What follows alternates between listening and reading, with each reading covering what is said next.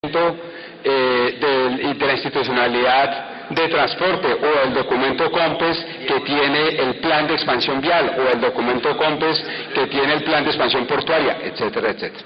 Esos planes sectoriales deben estar, por lo tanto, conectados al plan de desarrollo. Luego los planes indicativos, luego los programas, luego los proyectos. Pero hay otra cosa adicional que en el caso de Colombia le da mucho más poder a un plan de desarrollo, y es que el plan de desarrollo es el marco en el cual se decide la plata, la asignación de recursos económicos, la asignación de plata del Estado, la asignación de la inversión se hace con base en el plan de desarrollo. Si hay algún programa que no está dentro del plan de desarrollo, entonces va a ser mucho más complicado que tenga financiamiento, u otros programas van a tener prioridad. Eso es lo que aparece ahí, el plan operativo anual de inversiones allá abajo. Es eso, el plan operativo anual de inversiones es el proyecto de inversiones, son las inversiones del sector público, del gobierno nacional central en un año determinado. Entonces, para eso sirve el Plan Nacional de Desarrollo, y ese es el sentido. Entonces, ahora les voy a dar una visión general del plan de desarrollo tal como lo estamos construyendo entre Planeación Nacional y el resto del gobierno, vale decir, los ministerios y las entidades respectivas. Ese plan de desarrollo, un plan de desarrollo siempre, como le digo, plasma alguna visión, algún plan de gobierno, alguna concepción de gobierno. Este es un ejemplo del primer plan de desarrollo del presidente Uribe, el de 2002 a 2006, en donde el eje fundamental, y era el énfasis del gobierno del presidente Uribe, en particular el primer gobierno del presidente Uribe, era el problema de la violencia de organizaciones criminales, terroristas contra la sociedad civil, contra la sociedad en su conjunto. Y por lo tanto, el gran reto que señalaba ese plan de desarrollo era cómo hacer frente a esa amenaza y a esa situación de caos en los que había sumido estos grupos a Colombia. Ese plan de desarrollo, que era plan de desarrollo hacia un Estado comunitario, así se llamó, tenía 4 cosas, y la primera de ellas era la política de seguridad democrática. Es la primera estrategia fundamental. Luego tenía el tema de crecimiento, luego tenía el tema de la construcción de equidad social y el tema de la transparencia y eficiencia del Estado. Eso fue en el 2002, y nosotros sabemos que este plan de desarrollo y las políticas que se implementaron en la presidencia del doctor Álvaro Uribe cambiaron realmente el curso que llevaba el país. Siguiente. ¿Qué tenemos hoy como reto? ¿Cuáles son los retos hoy desde la presidencia de Juan Manuel Santos?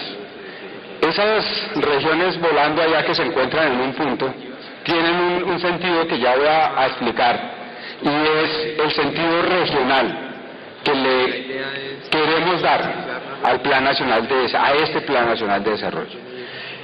Tentativamente puede cambiar, pero le hemos puesto, y así se lo presentamos al presidente del Consejo de Ministros, hacia una sola Colombia, camino a la prosperidad democrática. La idea es que no sean 5, 4, ni 3, ni 2 Colombias, sino solo una. No la del Caribe, no la del Pacífico, no la del centro, no la de la Amazoninoquia o no la del sur, sino una sola Colombia, toda en el camino a la prosperidad democrática. Ese es el sentido, y el sentido, acuérdense, la frase fundamental del presidente Juan Manuel Santos fue su insistencia en la prosperidad democrática para todos. En la época actual, ¿cuáles son los retos? Aquí voy a hacer un listado de algunos. El primero es el que tiene que ver con la seguridad. En 2002, el mundo nos veía como un Estado fallido. Eso es lo que llaman Estado fallido, es decir, estaba a punto que pierde el control sobre su propio territorio, donde el gobierno no tiene el control sobre su propio territorio. Eso no es una abstracción. Hay una lista en internet que ustedes se pueden buscar, y hay una lista de estados fallidos, entre los cuales están varios países africanos, por ejemplo. Ahí, y está Irak, Ahí estábamos nosotros.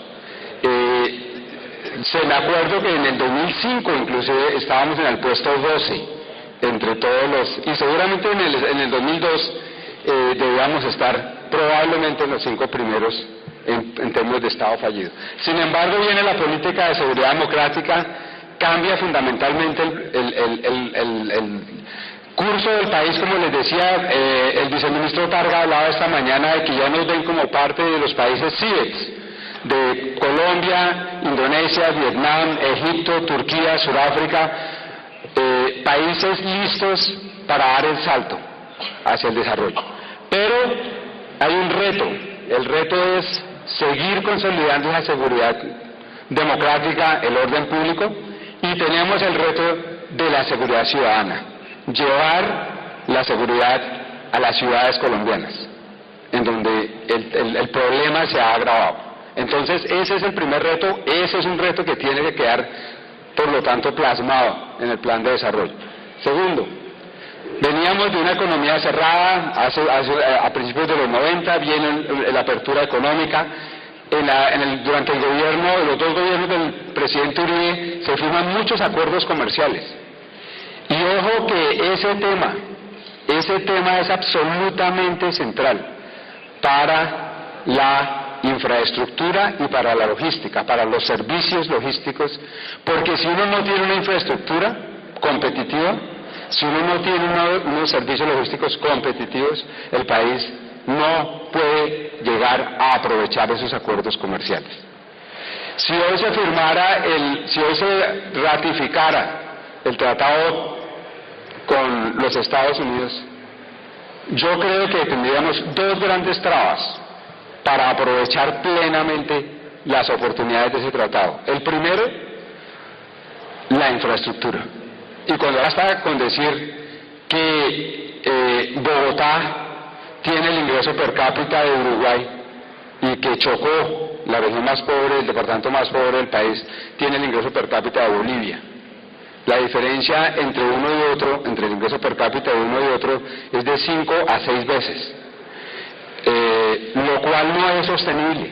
Es decir, necesitamos y tenemos un reto enorme de inclusión regional al cual hay que responder en el país. Por eso hablamos ahí de una diferenciación regional de políticas, de tener políticas públicas que miren a las regiones, de tener políticas públicas en particular. Ese es otro reto que va a llamar el reto de la inclusión regional. Siguiente reto, el reto de las desigualdades sociales. Desde la Constitución del 91 aumentó sensiblemente el gasto social en Colombia. Tal vez la gente no lo sabe, pero el gasto en salud y en educación se duplicó y en algunos casos se triplicó como proporción del PIB. El país ha hecho un enorme esfuerzo generando coberturas en salud y en educación. Hoy por hoy, prácticamente, digamos, de 42 millones de colombianos, 39 millones tienen cobertura en salud, bien sea con el régimen contributivo o con el régimen subsidiado, la mayoría con el régimen subsidiado. Faltan como 3 millones que se van a completar probablemente en este año o entre este y el próximo año. Pero aún falta mucho más porque evidentemente, no hay igualdad de oportunidades para los colombianos. No solamente a nivel social, no solamente es que el que nace en estrato 1 no tiene las mismas igualdades de oportunidades que los que nacen en otros estratos más altos, sino también regionales. La persona que nace típicamente en Necoclí tiene menos opciones que la que nace en Bucaramanga, tan simple como eso. Entonces ese es el reto de generar una mayor igualdad de oportunidades en la población. Siguiente. Y el tema institucional. Hay un tema que el presidente Santos ha insistido, digamos, desde mucho antes de ser presidente, que es lo que llama él el buen gobierno.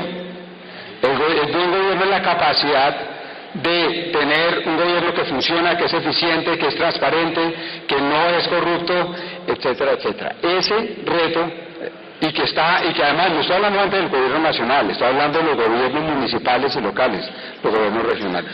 Ese es el reto que llamamos ahí el buen gobierno.